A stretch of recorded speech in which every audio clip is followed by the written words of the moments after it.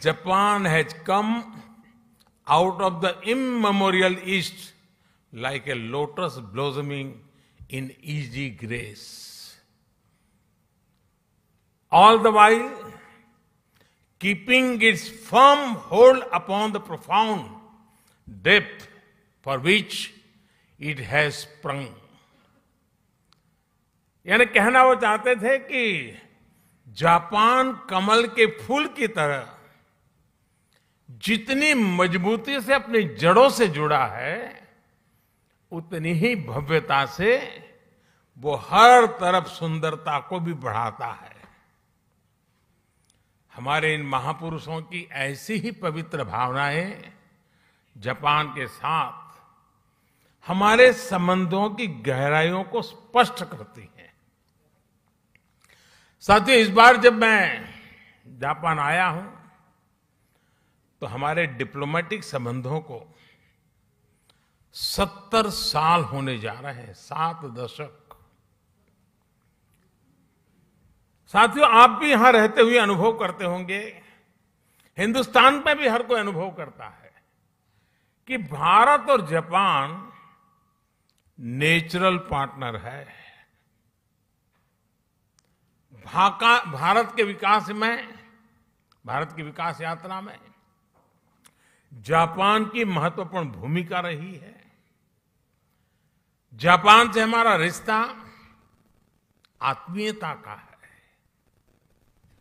अध्यात्म का है। जापान से हमारा रिश्ता सहयोग का है, अपनेपन का है। और इसलिए एक प्रकार से रिश्ता हमारा सामर्थ्य का है, ये रिश्ता सम्मान का है, और ये रिश्ता विश्व के लिए साझे संकल्प का भी है। जापान से हमारा रिश्ता बुद्ध का है, बोध का है, ज्ञान का है। हमारे महाकाल है तो जापान में दाइकोकुतेन है। हमारे ब्रह्मा है तो जापान में बोनतेन है। हमारी मां सरस्वती है तो जापान में बेंजाइतेन है। हमारी महादेवी लक्ष्मी है तो जापान में किचिजोतेन है। तो हमारे गणेश हैं तो जापान में कानगीतेन है। जापान में अगर जैन की परंपरा है तो हम ध्यान को, मेडिटेशन को आत्मा से साक्षात्कार का माध्यम मानते हैं। 21वीं सदी में भी भारत और जापान के इन सांस्कृतिक संबंधों को हम पूरी प्रतिबद्धता के साथ आगे बढ़ा रहे हैं। और मैं तो काशी का सांसद हूं और बड़े गर्व से कहना चाहूंगा कि जापान के पूर्व प्रधानमंत्री श्री आबे जब काशी आए थे तब उन्होंने एक बहुत बढ़िया सौगात काशी को दी। काशी में जापान के सहयोग से बना रुद्राक्ष, और जो मेरी कभी कर्मभूमि रही वो अहमदाबाद में जैन गार्डन और काइजन एकेडमी, ये ऐसी बातें हैं जो हमें कितनी निकट लाती हैं। यहां आप सभी जापान में रहते हुए इस ऐतिहासिक बंधन को और मजबूत बना रहे हैं और सशक्त कर रहे हैं। साथियों, आज की दुनिया को भगवान बुद्ध के विचारों पर, उनके बताए रास्ते पर चलने की शायद पहले से ज्यादा जरूरत है। यही रास्ता है जो आज दुनिया की हर चुनौती, चाहे वो हिंसा हो, अराजकता हो, आतंकवाद हो, क्लाइमेट चेंज हो, इन सब से मानवता को बचाने का यही मार्ग है। भारत सौभाग्यशाली है कि उसे भगवान बुद्ध का प्रत्यक्ष आशीर्वाद मिला। उनके विचारों को आत्मसात करते हुए भारत निरंतर मानवता की सेवा कर रहा है। चुनौतियां चाहे किसी भी प्रकार की हो, कितनी बड़ी क्यों न हो, भारत उनका समाधान ढूंढता ही है। कोरोना से दुनिया के सामने जो 100 साल का सबसे बड़ा संकट पैदा हुआ, वो हमारे सामने है। और ये जब शुरू हुआ था, तब किसी को नहीं पता था कि आगे क्या होगा। शुरू में तो ऐसा ही लग रहा था, वहां आया है, यहां क्या है। किसी को पता नहीं था इसको कैसे हैंडल किया जाए, और न वैक्सीन भी नहीं थी, और न इस बात का कोई आइडिया था कि वैक्सीन कब तक आएगी। यहां तक कि इस बात पर भी डाउट था कि वैक्सीन आएगी या नहीं आएगी। चारों तरफ अनिश्चितता का माहौल था। उन परिस्थितियों में भी भारत ने दुनिया के देशों में दवाएं भेजी।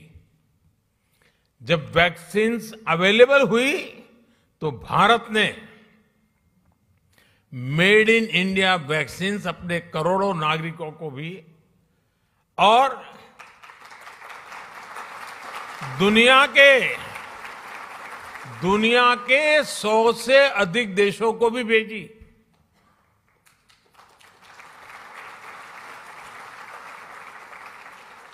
साथियों, अपनी स्वास्थ्य सेवाओं को और बेहतर बनाने के लिए भारत अभूतपूर्व निवेश कर रहा है। दूर सुदूर क्षेत्रों में भी स्वास्थ्य सुविधाएं पहुंचे, इसके लिए देश भर में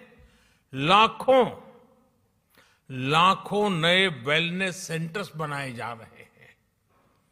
आपको ये जानकर के भी खुशी होगी, शायद आज आपने भी सुना होगा, वर्ल्ड हेल्थ ऑर्गेनाइजेशन WHO ने भारत की आशा वर्कर्स, आशा बहनों को director generals global health leader award से सम्मानित किया है।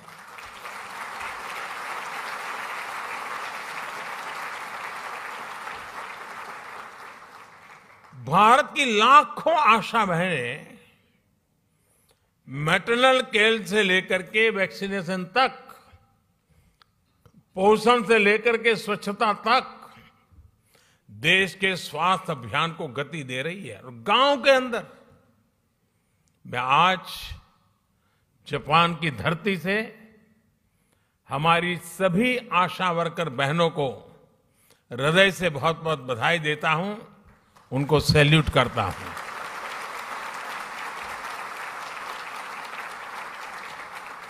साथियों, भारत आज किस तरह वैश्विक चुनौतियों का मुकाबला करने में मदद कर रहा है, इसका एक और उदाहरण एनवायरनमेंट का भी है। आज क्लाइमेट चेंज विश्व के सामने मौजूद एक महत्वपूर्ण संकट बन गया है। हमने भारत में इस चुनौती को देखा भी और उस चुनौती से स्थायी समाधान के लिए रास्ते भी खोजने की दिशा में हम आगे बढ़े। भारत ने 2070 तक नेट जीरो के लिए कमिट किया है।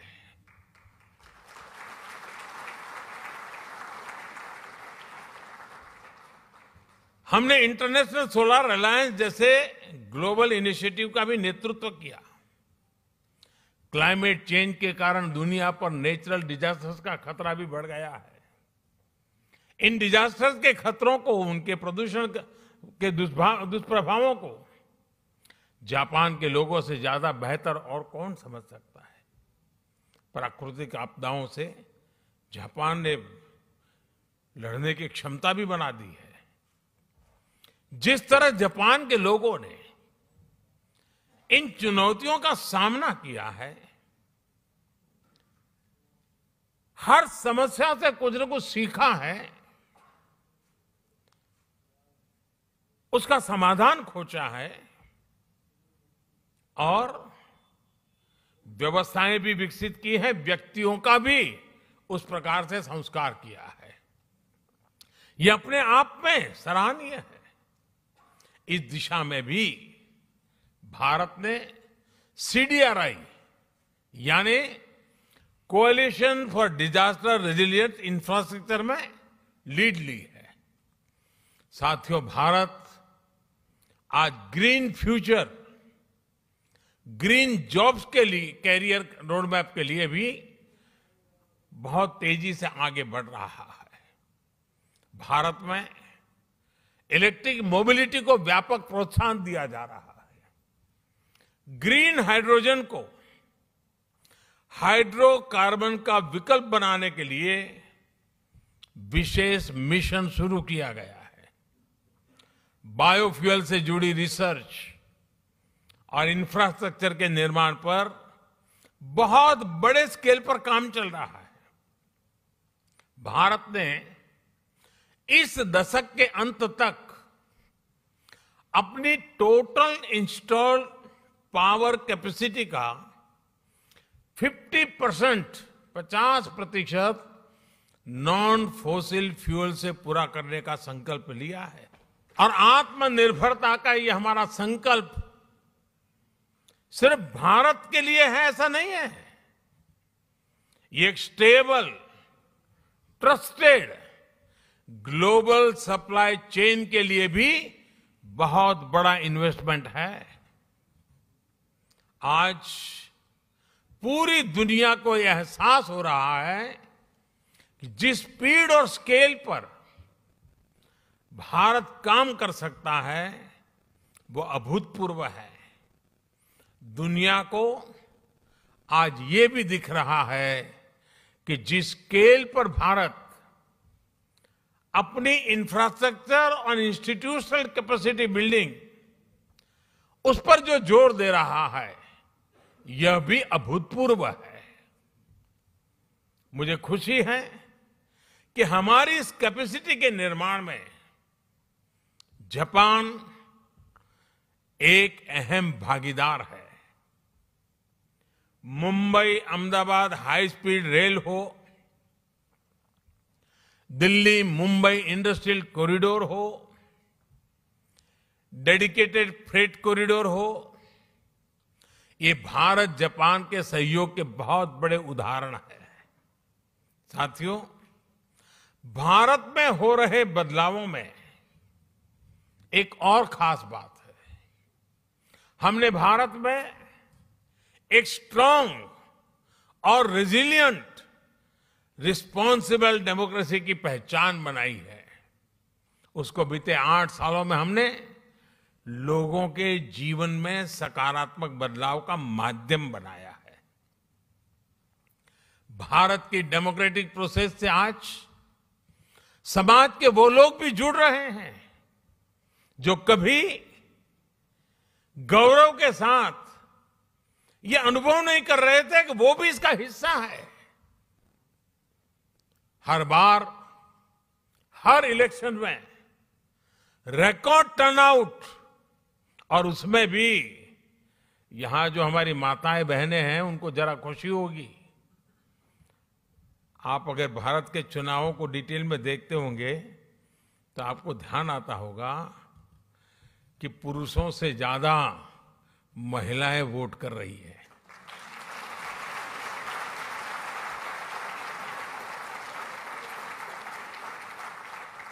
ये इस बात का प्रमाण है कि भारत में डेमोक्रेसी सामान्य से सामान्य नागरिकों के हकों के प्रति कितनी सजग है, कितनी समर्पित है और हर नागरिक को कितना सामर्थ्यवान बनाती है। साथियों, मूल सुविधाओं के साथ साथ हम भारत के एस्पिरेशन को भी नई बुलंदी दे रहे हैं, नया आयाम दे रहे हैं। भारत में इंक्लूसिवनेस का, लीकेज प्रूफ गवर्नेंस का, यानी एक ऐसी डिलीवरी व्यवस्था, टेक्नोलॉजी का भरपूर उपयोग करते हुए एक ऐसे मैकेनिज्म को विस्तार किया जा रहा है ताकि जो जिस चीज का हकदार है वो बिना मुसीबतें, बिना कोई सिफारिश को, बिना कोई करप्शन किए अपने हक को प्राप्त कर सकता है और उसमें हम पूरी ताकत से जुटे हुए हैं।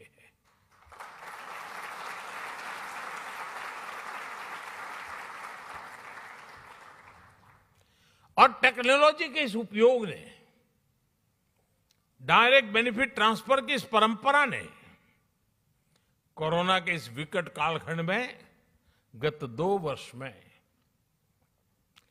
भारत की और खास करके भारत के दूर सुदूर गांव में रहने वाले, जंगलों में रहने वाले हमारे नागरिकों के हकों की बहुत बड़ी रक्षा की है, उनकी मदद की है। साथियों, भारत का बैंकिंग सिस्टम इन मुश्किल हालात में भी निरंतर चलता रहा और उसका एक कारण भारत में जो डिजिटल रिवॉल्यूशन आया है,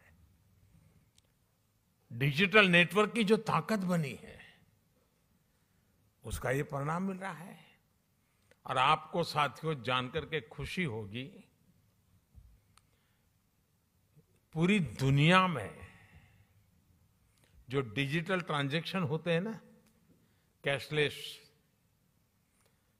यहां जापान में तो आप लोग टेक्नोलॉजी से भली भांति परिचित रहते हैं, लेकिन ये बात सुनकर के आनंद होगा, आश्चर्य होगा और गर्व होगा। पूरे विश्व में जितना भी डिजिटल ट्रांजैक्शन होता है उसमें से 40% अकेले भारत में होता है।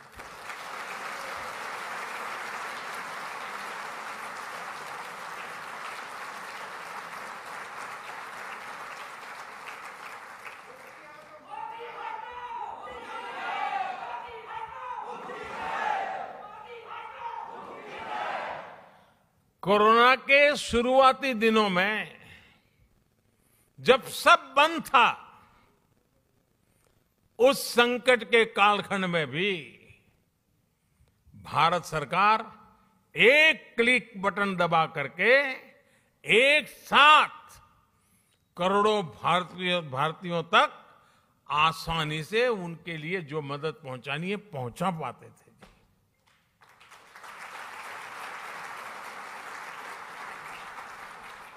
और जिसके लिए मदद तय थी उसी को मिली, समय पर मिली और इस संकट से जूझने का उसे सामर्थ्य भी मिला। भारत में आज सही मायने में पीपल लेड गवर्नेंस काम कर रही है। गवर्नेंस का यही मॉडल डिलीवरी को एफिशिएंट बना रहा है। यही डेमोक्रेसी पर निरंतर मजबूत होते विश्वास का सबसे बड़ा कारण है। साथियों, आज जब भारत आजादी के 75 साल मना रहा है, आजादी का अमृत महोत्सव मना रहा है, तो वो आने वाले 25 साल यानी आजादी के 100वें वर्ष तक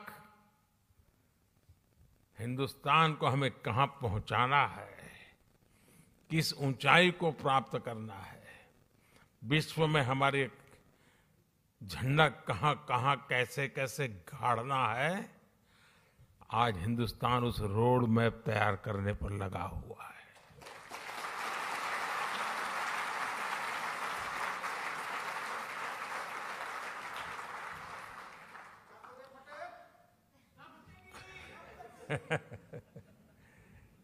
आजादी का ये अमृतकाल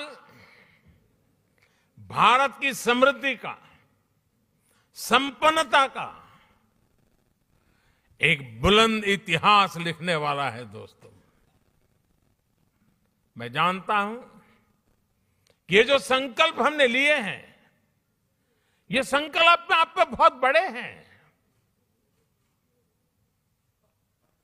लेकिन साथियों, मेरा जो लालन पालन हुआ है, मुझे जो संस्कार मिले हैं, जिन जिन लोगों ने मुझे गढ़ा है, उसके कारण मेरी भी एक आदत बन गई है। मुझे मक्खन पर लकीर करने में मजा नहीं आता है, मैं पत्थर पर लकीर करता हूं।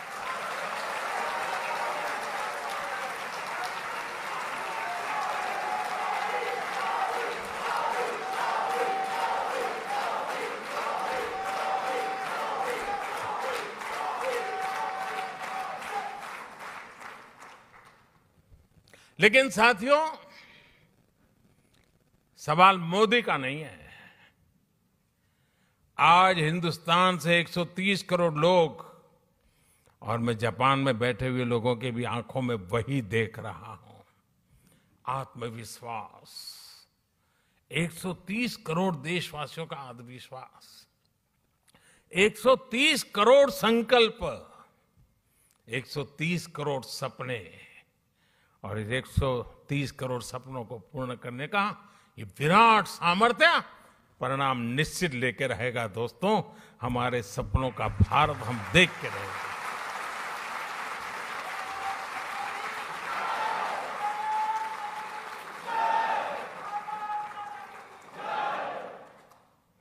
आज भारत अपनी सभ्यता, अपनी संस्कृति, अपनी संस्थाओं के,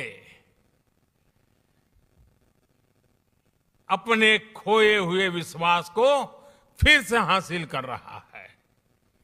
दुनिया भर में कोई भी भारतीय आज सीना तान करके, आंख में आंख मिला करके हिंदुस्तान की बात बड़े गर्व से कर रहा है। ये परिवर्तन आया है।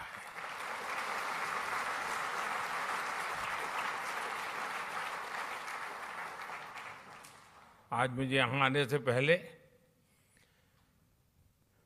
भारत की महानताओं से प्रभावित कुछ लोग जो अपना जीवन खपा रहे हैं, ऐसे लोगों के दर्शन करने का मुझे मौका मिला,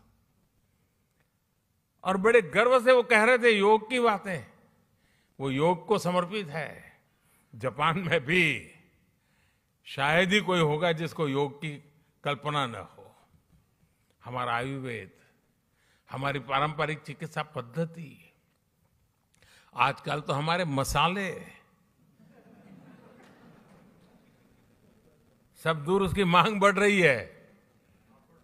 लोग हमारी हल्दी मंगवा रहे हैं।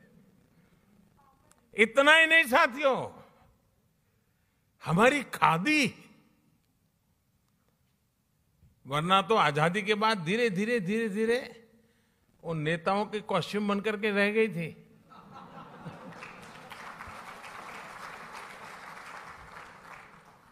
आज उसका आज पुनर्जीवन हो गया है।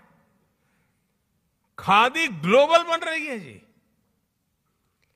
यही तो भारत की बदलती हुई तस्वीर है। दोस्तों, आज का भारत अपने अतीत को लेकर जितना गौरवान्वित है, उतना ही tech led, science led, innovation led, talent led future को लेकर भी आशावान है। जापान से प्रभावित होकर स्वामी विवेकानंद जी ने एक बार कहा था कि हम भारतीय नौजवानों को अपने जीवन में कम से कम एक बार जापान की यात्रा जरूर करनी चाहिए।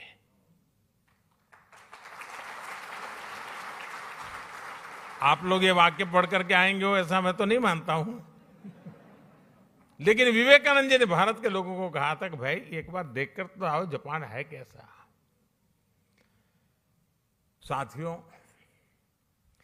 उस जमाने में स्वामी विवेकानंद जी ने जो कहा था, आज के युग के अनुरूप उसी बात को, उसी सद्भावना को आगे बढ़ाते हुए मैं कहना चाहूंगा कि जापान का हर युवा अपने जीवन में कम से कम एक बार भारत की यात्रा करे।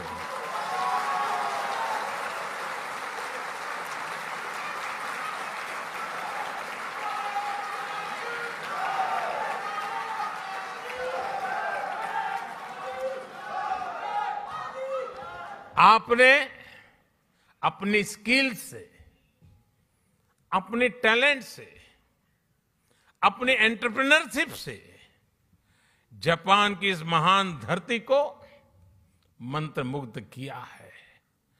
भारतीयता के रंगों से, भारत की संभावनाओं से भी आपको जापान को लगातार परिचित कराना है।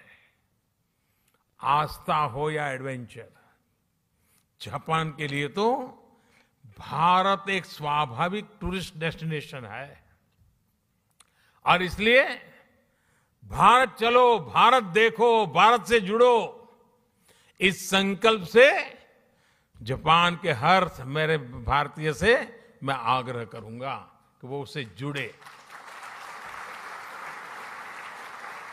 मुझे विश्वास है कि आपके सार्थक प्रयासों से भारत जापान की दोस्ती को नई बुलंदी मिलेंगी। इस अद्भुत स्वागत के लिए, और मैं देख रहा था, अंदर आ रहा था, चारों तरफ जोश, नारे, उत्साह, और जितना भारत को आप अपने में जीने की कोशिश करते दिख रहे हो, ये सचमुच में दिल को छूने वाला है।